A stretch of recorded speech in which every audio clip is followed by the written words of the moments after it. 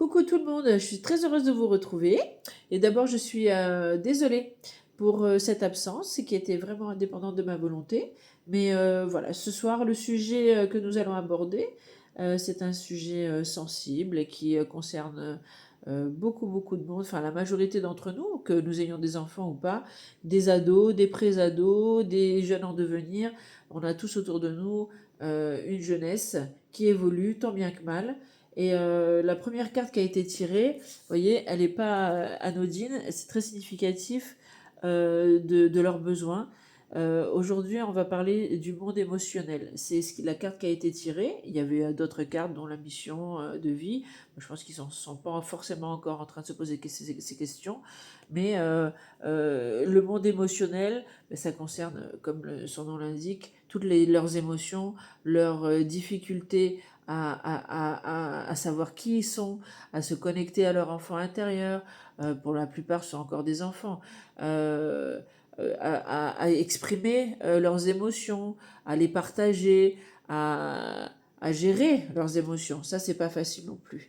Alors, les signes qui ont été envoyés, ben, ce sont ceux-là, les signes et les synchronicités.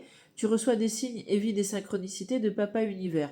Alors, ils sont pas forcément tous au clair avec leurs croyances, avec ce dont ils ont envie de croire, et on leur dit que peu importe ce en quoi ils croient, euh, il y a du monde au-dessus d'eux, et c'est la grande difficulté pour eux de changer leur regard, pour changer leur regard sur le monde qui les entoure, la façon dont il est construit, ce qu'ils ont envie d'y mettre, parce qu'ils ont le choix. Ils ne le savent pas toujours, mais ils ont le choix.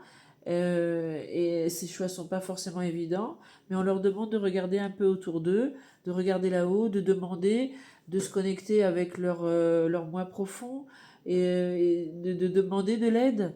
Voilà, on leur demande beaucoup de choses à ces jeunes, mais surtout là, la première carte les invite à regarder autour d'eux, à être attentifs aux signes, à être attentifs aussi au schéma répétitif, mais en tout cas c'est de l'aide, d'accord? C'est d'aller identifier des choses qui pourraient les aider, aller vers des voies qu'ils ne connaissaient pas, et s'interroger, et puis essayer de trouver des réponses ben, en eux surtout, grâce à l'aide qu'on peut leur apporter.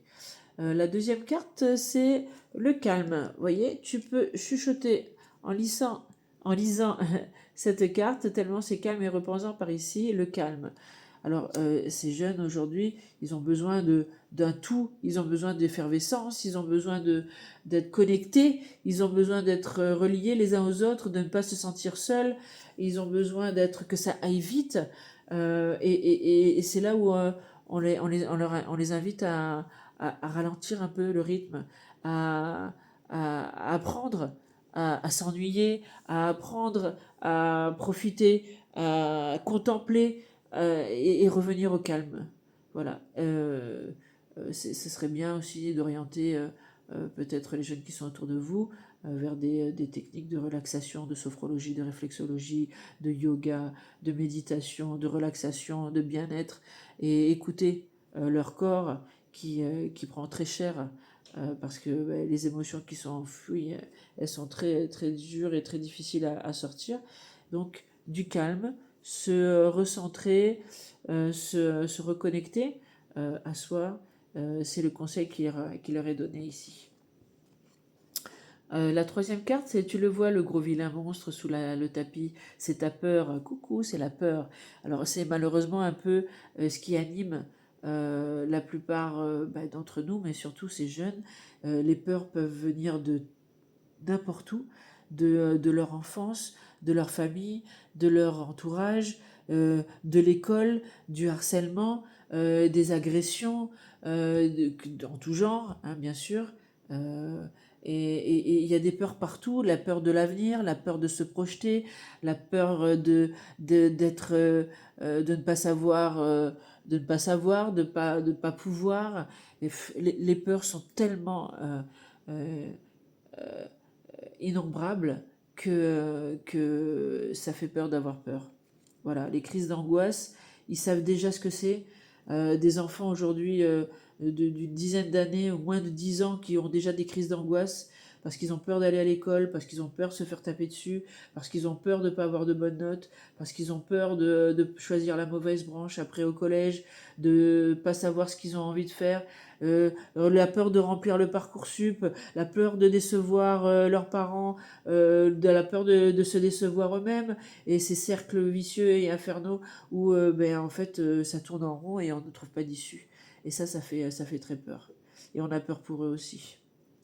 La réponse, ils la connaissent, mais ils ne le savent pas toujours. Fais le calme et connecte-toi à ton intuition, tu y trouveras la réponse que tu attends.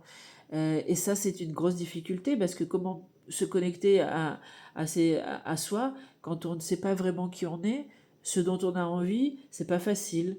Mais il existe cette intuition, cette petite voix intérieure qu'il faut leur apprendre à écouter, à identifier et à les guider au mieux. Non seulement ils ont de l'aide extérieure, ils peuvent se recentrer, être conscients qu'il y a des peurs qui ne sont pas forcément les leurs, mais on les invite aussi à écouter leur intuition, à se reconnecter à eux-mêmes et au lieu de demander à l'IA ou demander aux copains qui sont pas forcément mieux, dans un meilleur état qu'eux, émotionnel, qui sont très bienveillants, mais voilà, il faut s'aider soi-même avant tout. Essayer de se connecter à soi et de s'écouter et d'aller là où on a peur d'aller, là où on n'a pas forcément envie d'aller creuser, d'aller connaître un petit peu les problématiques familiales, qu'est-ce qui peut revenir et qu'est-ce qu'ils peuvent récupérer qui ne leur appartiennent pas comme mémoire. Enfin bref, il y a tellement de choses sur lesquelles ils peuvent travailler et puis on peut les inviter et les encourager, les accompagner à travailler sur tout ça. Mais ça c'est bien, c'est valable aussi pour les adultes. Écoutez leur intuition. Voilà, ça c'est très important. Tu connais déjà la réponse. Il faut juste faire fixer des limites, que l'ego arrête de fixer des limites qui sont dues à la peur en fait, aux peurs qui gouvernent leurs pensées, qui les envahissent. Et s'ils ont des intuitions, qu'ils les suivent du mieux possible. Alors, les êtres de lumière leur ont donné des consignes. Et bien, la première, elle est magnifique. Et c'est alors la lumière divine. Encore une fois, vous y mettez ce que vous voulez. Hein, si les jeunes vous écoutez, vous croyez en ce que vous voulez. Vous croyez en l'invisible, vous croyez en un Dieu, en un représentant, un ange gardien, en un guide. Vous faites ce que vous voulez, vous êtes libre de croire en ce que vous voulez, mais euh, laissez-vous guider. Voilà, il y a quelque chose qui est là pour... vous identifiez comme vous voulez, il y a quelque chose qui est là pour vous guider. D'accord. Donc demandez au ciel, demandez à l'univers. On parle souvent de l'univers. Voilà, demandez à l'univers tout ce que d'être éclairé et soyez attentifs du mieux que possible, bien sûr. Anticiper, ça veut dire ici agir. Agissez. N'ayez pas peur de l'inconnu.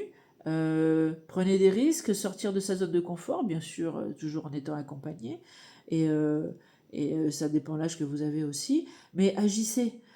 C'est vrai que c'est très difficile de sortir de sa zone de confort aujourd'hui, mais on vous encourage à aller vers, à réfléchir à ce qui est mieux pour vous et puis à foncer. Voilà. Et ne pas vous oublier que non seulement vous êtes doué, vous êtes beau, vous êtes intelligent, vous avez des tonnes de qualités, et puis surtout, ce qui vous anime le plus, c'est le courage, parce qu'il faut du courage aujourd'hui pour affronter toutes ces difficultés, ce monde, et pouvoir se projeter aujourd'hui, c'est très compliqué, vous avez beaucoup de courage, soyez-en sûrs, mais vous n'êtes pas seul, voilà.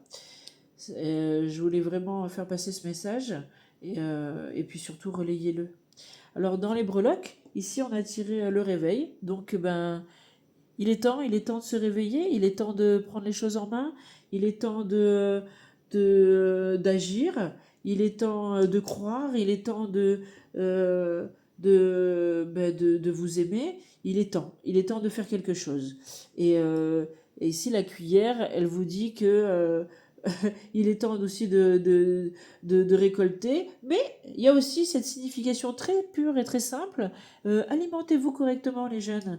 Les fast-foods, c'est bon, voilà, tout ça, c'est sympa, ça fait plaisir au ventre, mais une alimentation saine, un corps sain, un esprit sain, voilà, c'est pas mal aussi comme formule. Buvez de l'eau, arrêtez de vapoter, enfin voilà, hein, sortez, allez dans la nature, courez, marchez, réunissez-vous et puis nourrissez-vous de belles choses, de bons produits. Voilà. Et soyez sympa avec vous, avec votre corps, avec votre esprit. Euh, Nourrissez-le correctement, ménagez-le, écoutez-le. Et peut-être que vous vous sentirez déjà mieux, plus reposé, moins fatigué, plus motivé. Alors, il n'y a pas de solution miracle. Et en plus, je sais qu'il y a des situations qui sont tellement compliquées et que vous n'avez pas forcément, ce ne sont pas des petits conseils comme ça qui vont vous aider à sortir de tout ça. Mais l'aide, elle n'est pas forcément supérieure, elle n'est pas forcément divine. Elle est aussi dans les gens qui sont autour de vous, dans le monde social, éducatif, dans le monde des professionnels de la santé. Essayez de rechercher de l'aide, demander autant que faire se peut, dans la mesure du possible. Voilà. Tendez, on vous tend des mains, essayez de les attraper, ok? Parce que c'est pas si simple.